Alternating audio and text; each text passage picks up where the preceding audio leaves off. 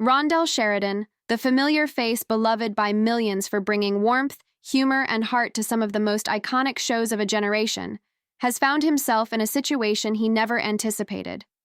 For weeks now, the actor has been confined to a hospital bed, grappling with a painful and complex health condition, pancreatitis, a diagnosis that not only upended his plans, but has now left him vulnerable, emotionally and financially.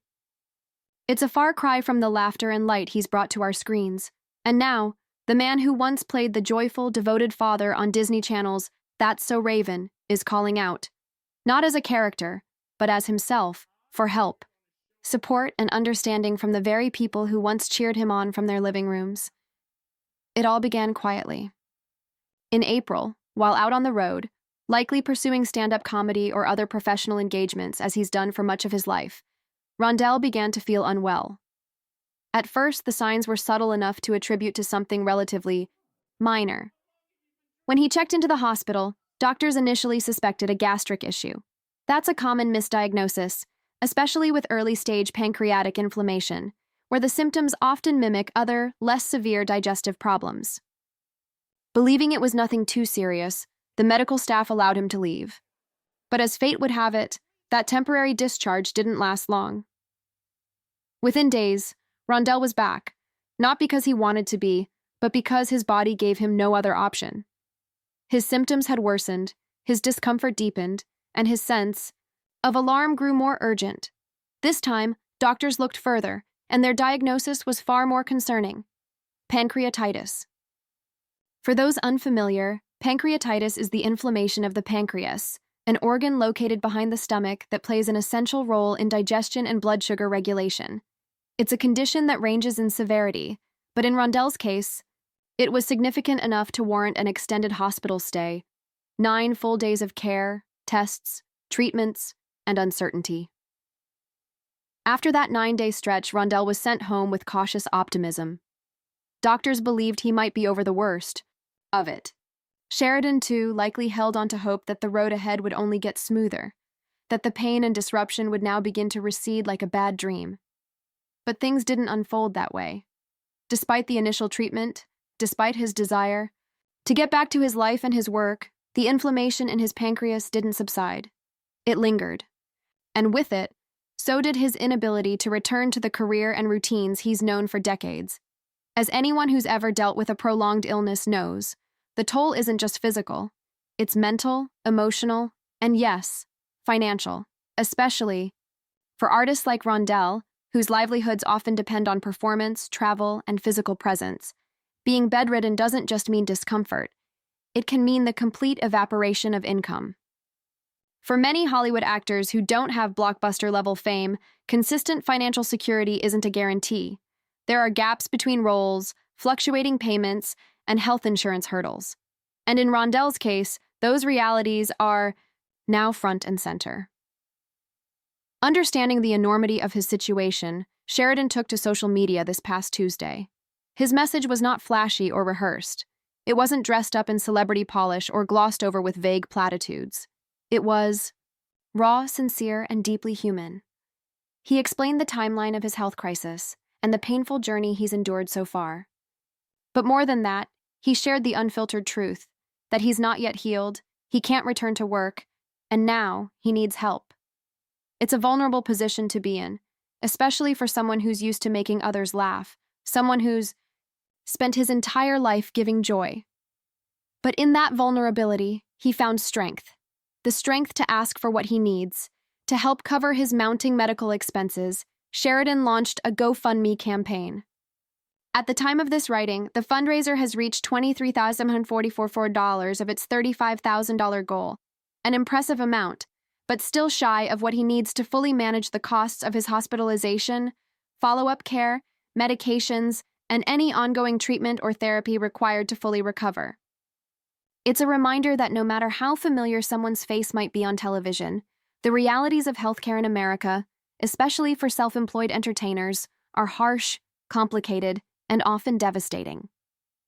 To understand the magnitude of this moment, we need to look back at who Rondell Sheridan is, not just in the public eye, but within the hearts of those who grew up watching him. His breakout role came as Victor Baxter, the doting, quirky, lovable father of Raven Baxter in the hit Disney series That's So Raven.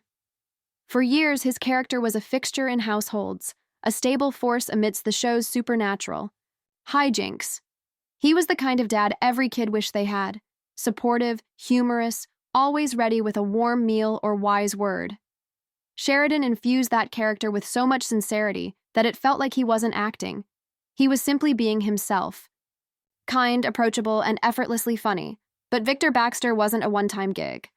Rondell carried that role through 2 spin-offs, Corey in the House and Raven's Home, each time bringing back the same charm, stability, and comedic brilliance that made audiences fall in love with him the first time around. He became a Disney legend not through theatrics or flash, but through consistency, grace, and genuine relatability. He didn't play the cool dad. He played the real dad. And that left a lasting impression. Beyond the Disney umbrella, Sheridan's career spans numerous television classics that helped define Black entertainment in the 1990s and early 2000s. He appeared in The Jamie Foxx Show, Kenan and Kel, Cousin Skeeter, and A Different World, all of which were vital cultural touchstones for Black families during an era where representation on screen mattered more than ever. Rondell didn't just appear in these shows, he belonged in them. His performances always carried that unmistakable balance of comedic timing and emotional grounding. Whether he had a recurring role or a single episode, his presence added something real, a feeling, a heartbeat, a reason to watch. What's most striking about Rondell's story, however, isn't just his resume.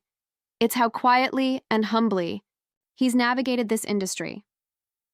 While others chased tabloid attention or dramatic headlines, Rondell simply worked.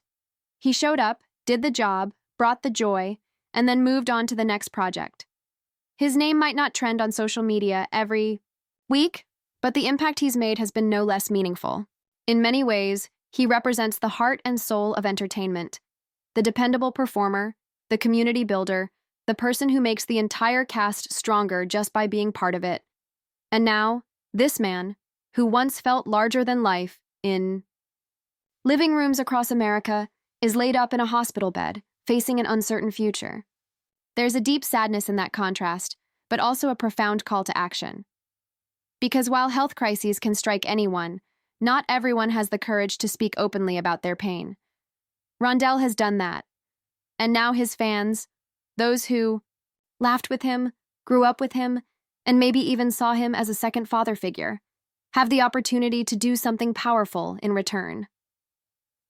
Supporting Rondell isn't just about the money. It's about acknowledging the humanity of those who entertain us. It's about recognizing that the people behind the roles we love are not invincible. They bleed, they suffer, they age, they break down, just like the rest of us. And when they ask for help, it's not a weakness. It's a testament to their trust in us, the audience, to not just be viewers, but be part of a larger community. In moments like these, the true power of fandom reveals itself. It's not in the likes, retweets, or throwback memes, though those are fun and meaningful in their own right.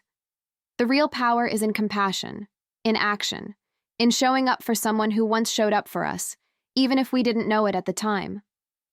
Rondell's story is far from over. With the right support, he can recover, rebuild, and return to doing what he loves most, making people laugh. But he needs time, rest, and stability to get there. The stress of financial uncertainty only compounds the physical stress he's already enduring. Helping him reach that $35,000 goal might seem like a small gesture in the grand scheme of things. But to him, it's everything. It's a lifeline, a gesture of love, a collective thank you.